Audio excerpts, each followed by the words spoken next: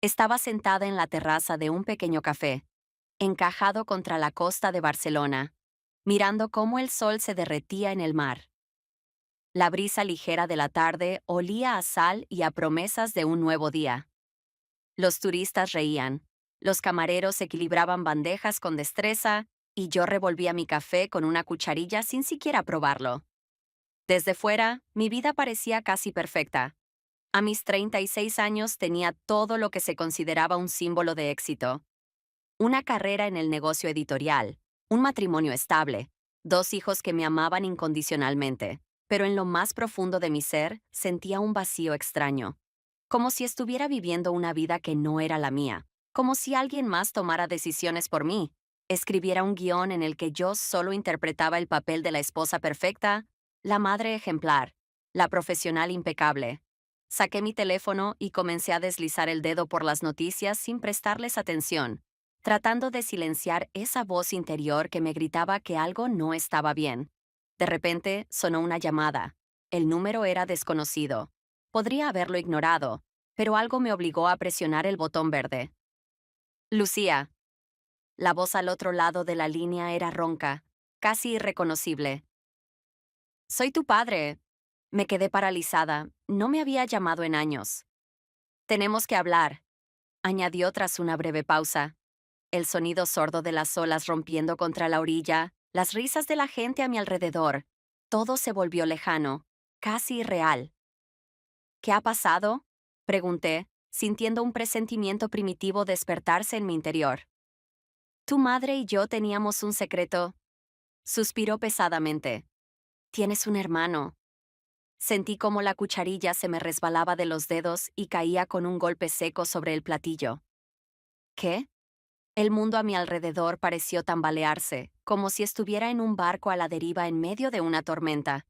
Me quedé sentada, aferrando el teléfono con tanta fuerza que mis dedos palidecieron. Mi padre guardaba silencio al otro lado de la línea, dándome tiempo para asimilar sus palabras. ¿Tengo un hermano?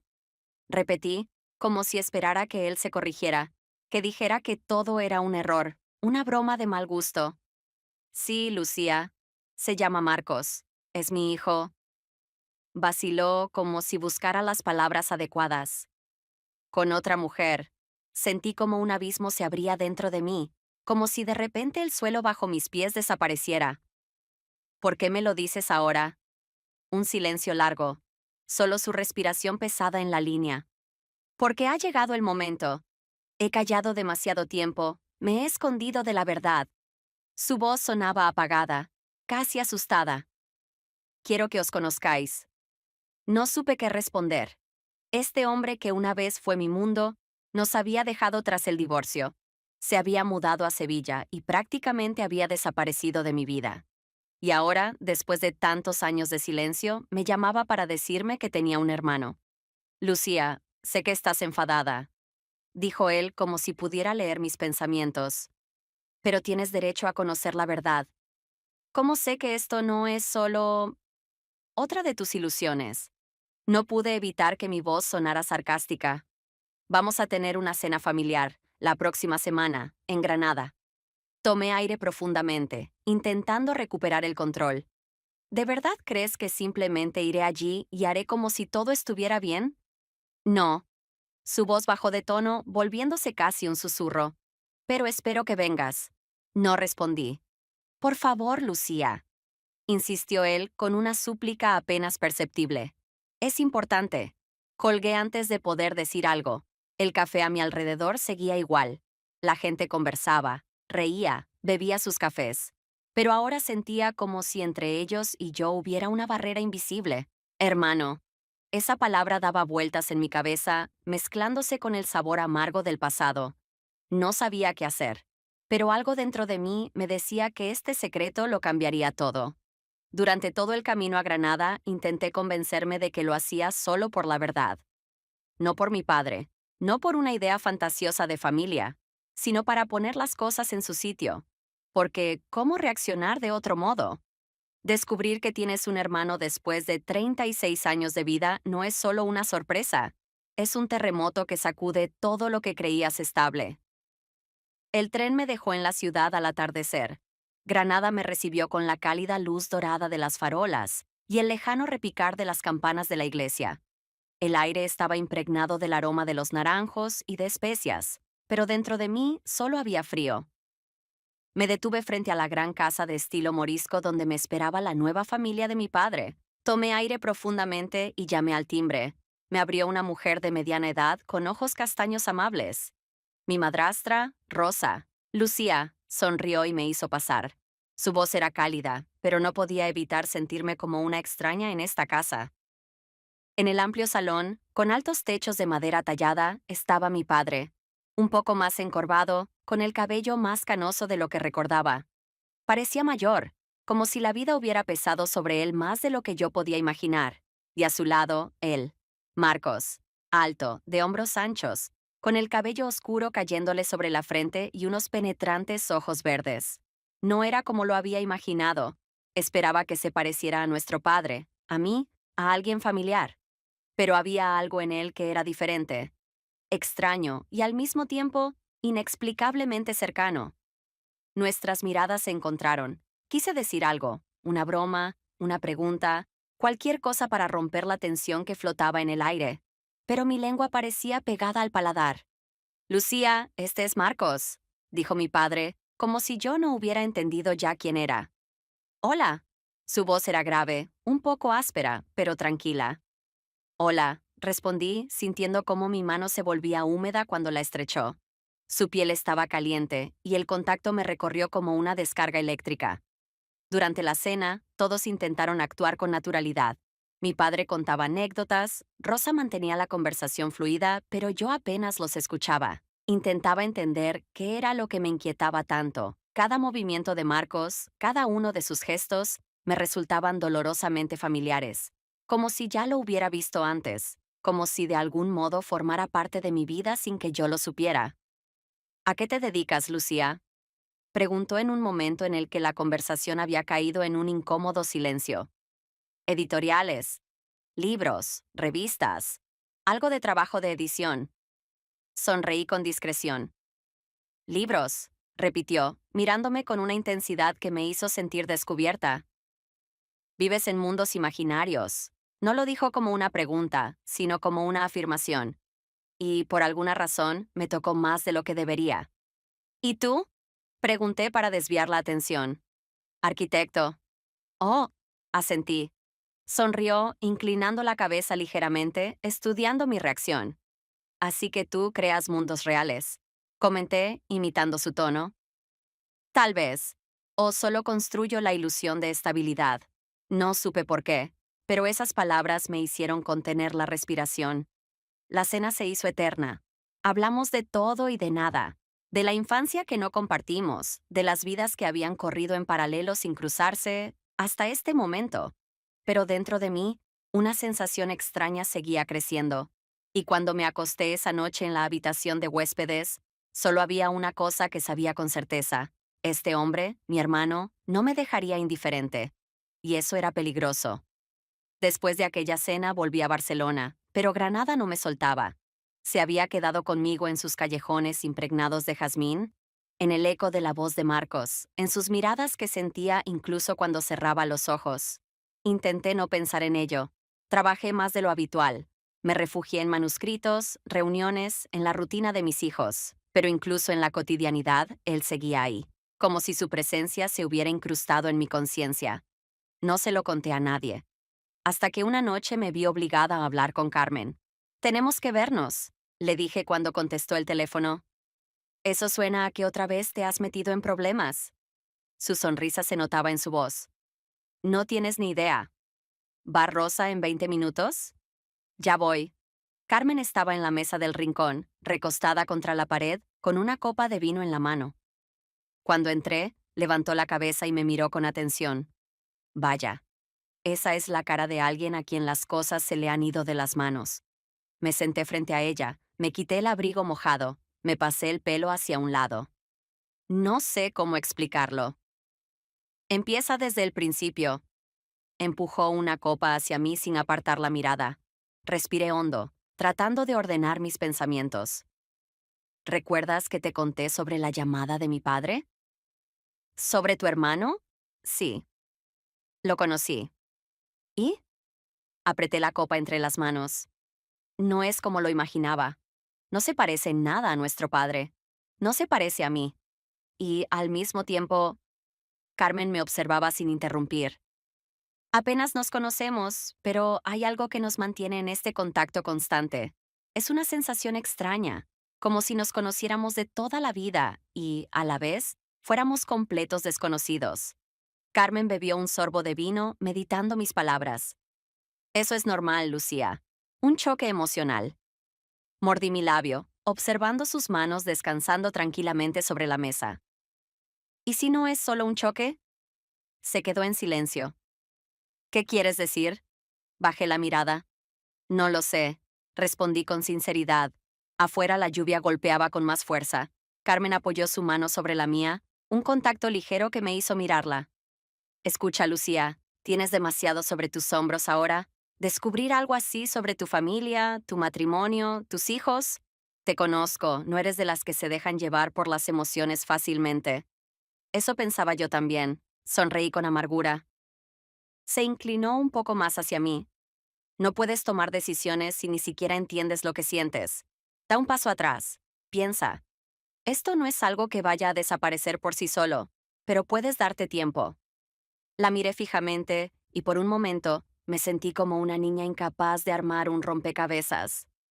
Tengo miedo de que ya sea demasiado tarde. Nunca es demasiado tarde, susurró.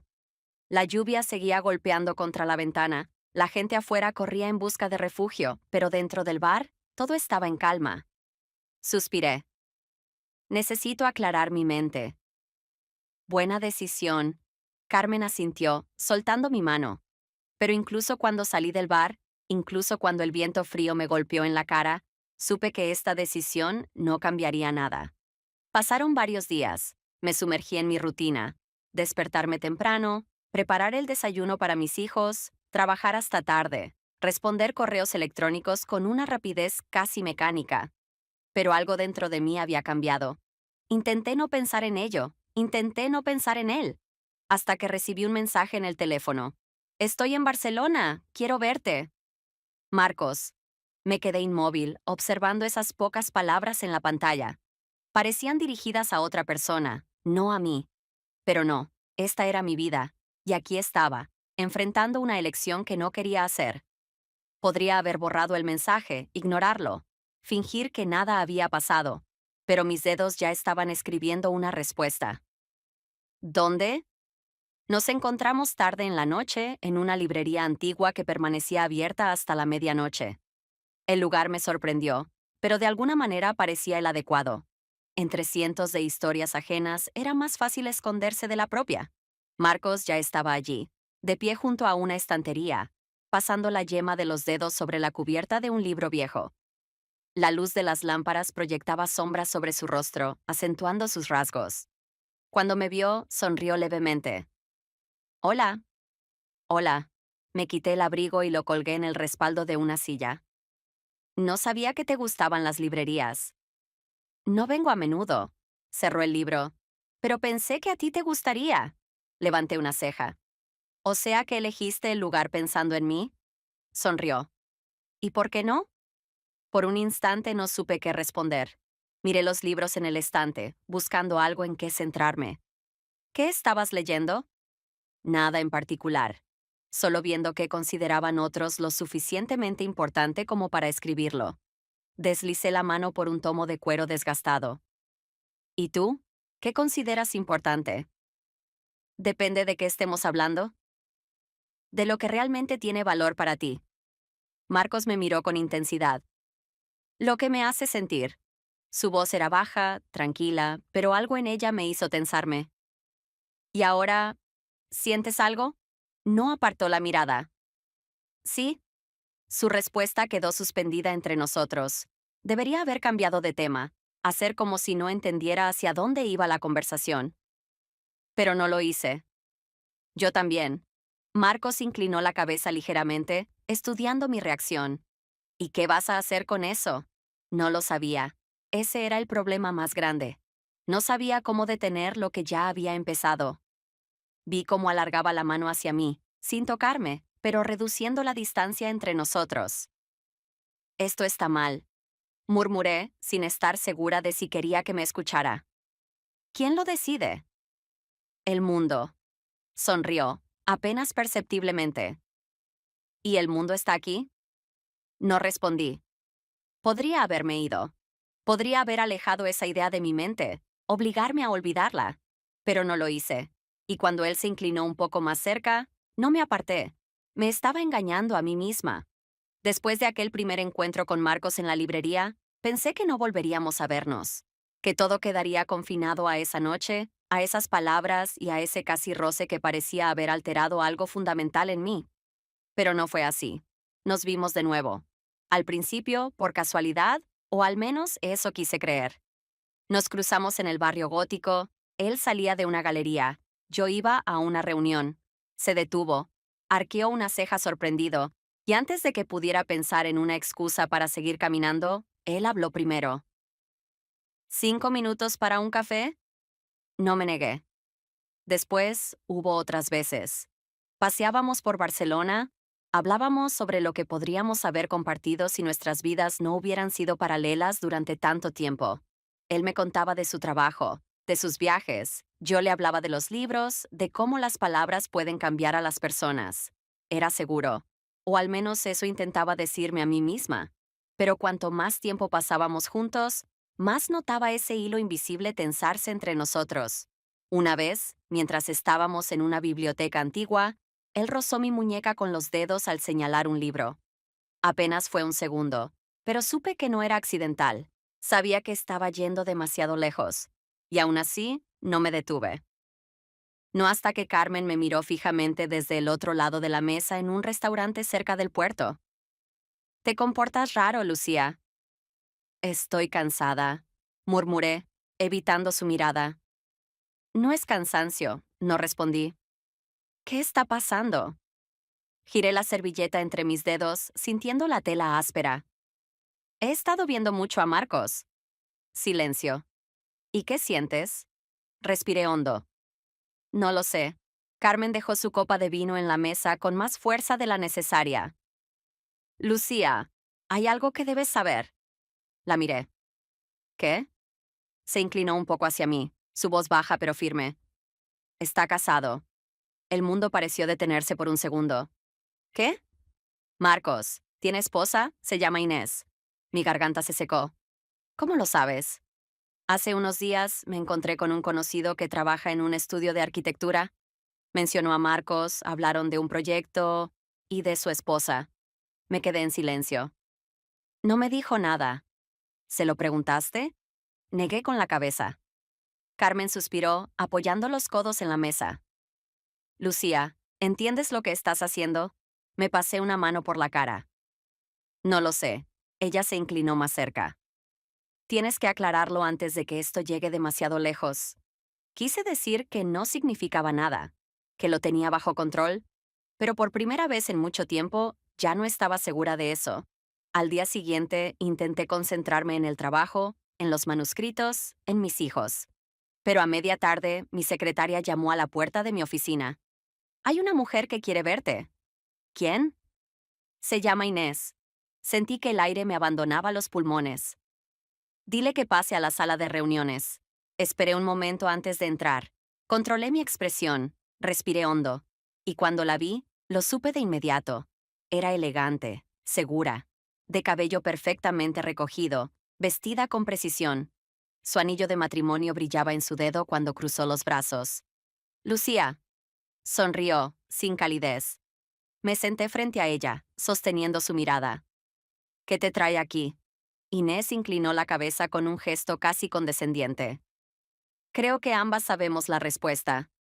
Si tienes algo que decir, dilo claramente. Su sonrisa se ensanchó apenas un poco. Sé que has estado viéndote con mi esposo. Mi estómago se encogió. Solo hemos hablado. ¿De verdad? Su voz era demasiado tranquila. ¿Qué es lo que quieres, Inés? Ella descruzó los brazos lentamente. Que entiendas que esto no va a quedar en silencio. Inspiré hondo. ¿Tienes pruebas? No las necesito. Lo he visto todo. No supe qué responder. Ella se levantó, como si esta conversación no fuera más que un trámite en su agenda. Si no se lo dices a tu esposo, lo haré yo. Sentí un nudo en el estómago. ¿Quieres arruinar mi vida? Number 2 lo hiciste sola. Se ajustó la bolsa al hombro. Tienes poco tiempo. Úsalo bien. Y salió. Me quedé sentada allí, inmóvil. Mi vida ya no me pertenecía. La casa estaba en penumbra.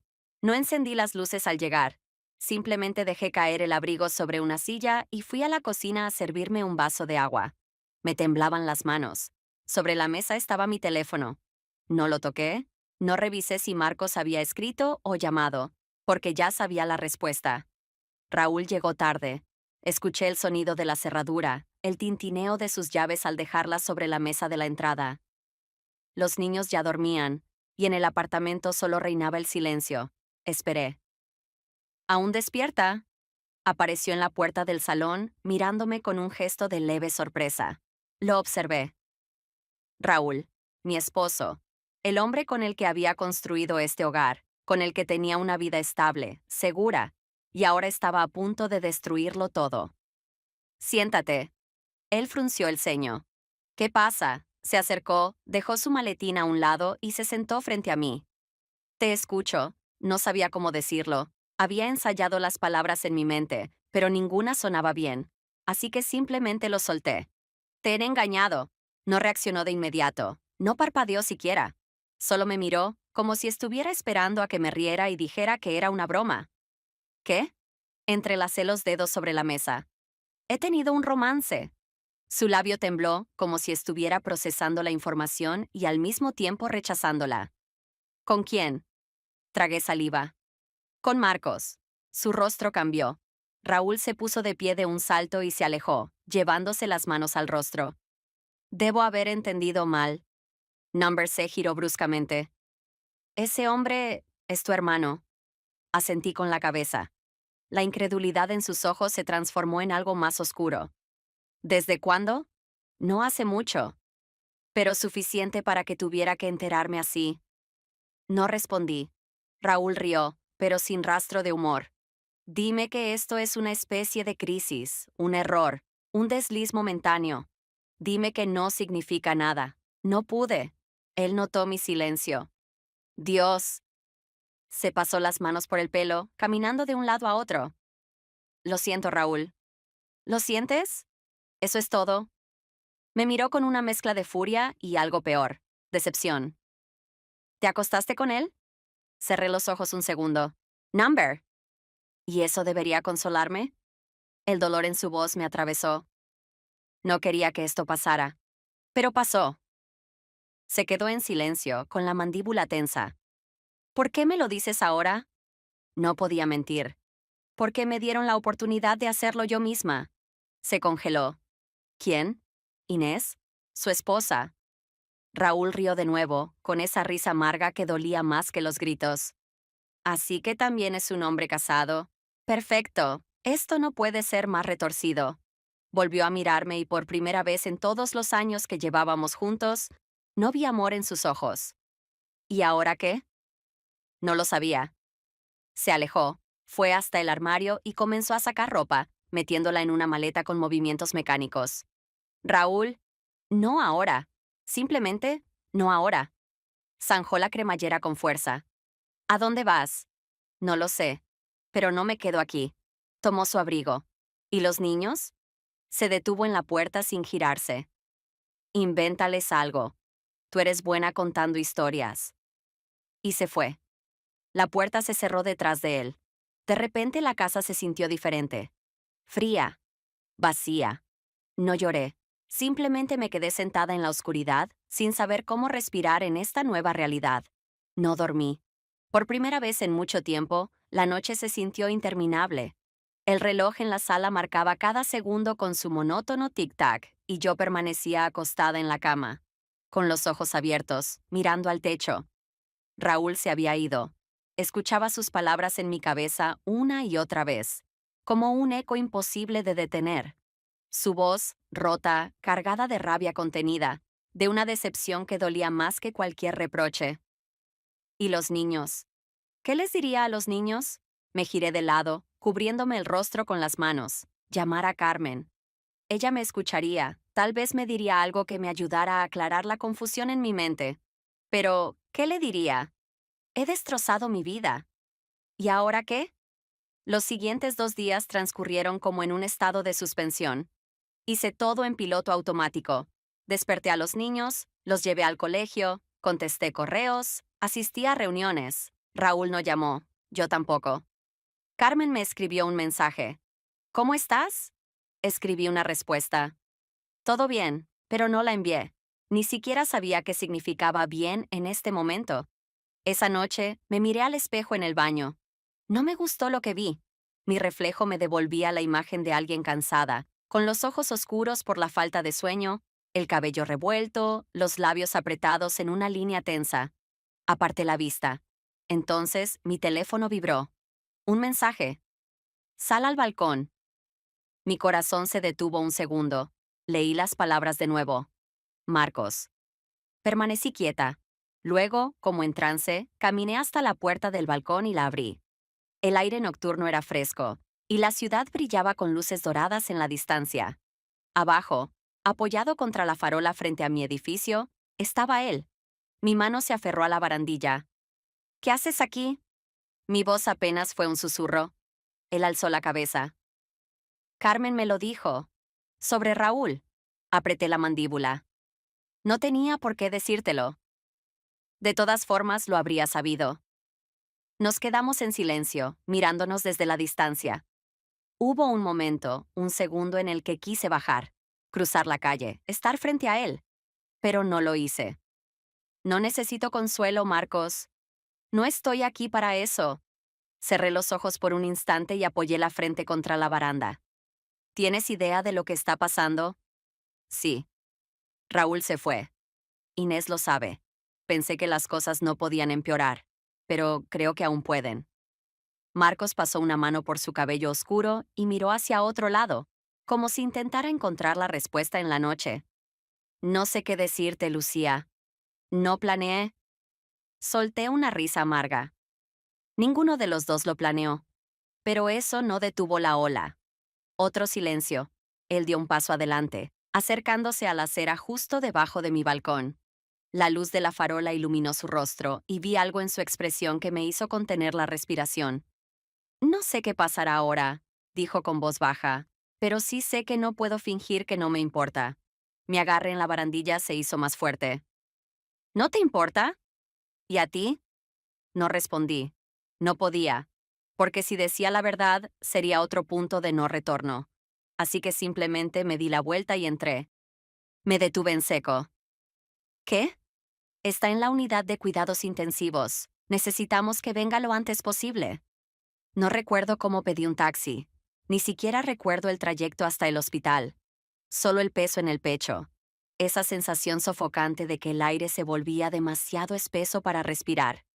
Cuando entré en urgencias, la recepcionista me miró con una mezcla de compasión y profesionalismo. Marcos Alarcón, dije, tratando de controlar el temblor en mi voz. Ella asintió y señaló un pasillo. Tercer piso.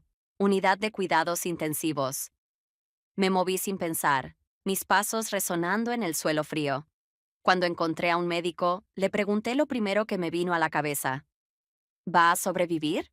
Él suspiró, con la expresión grave. Es difícil de decir. Sufrió un fuerte impacto al perder el control del coche en la carretera. No llevaba el cinturón de seguridad. Las próximas horas serán cruciales. Me llevé las manos a la boca. ¿Alguien más sabe?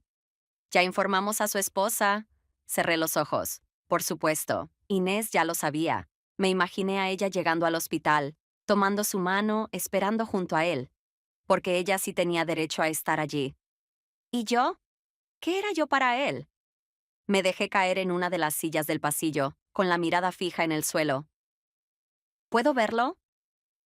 El médico dudó un momento antes de asentir. Solo unos minutos, nunca lo había visto así, conectado a tubos, con el rostro pálido y quieto, como si fuera alguien diferente. Me acerqué lentamente y sin pensarlo tomé su mano. Estaba fría. Marcos, Su respiración era controlada por las máquinas. Su pecho subía y bajaba con una regularidad mecánica. Apreté sus dedos entre los míos.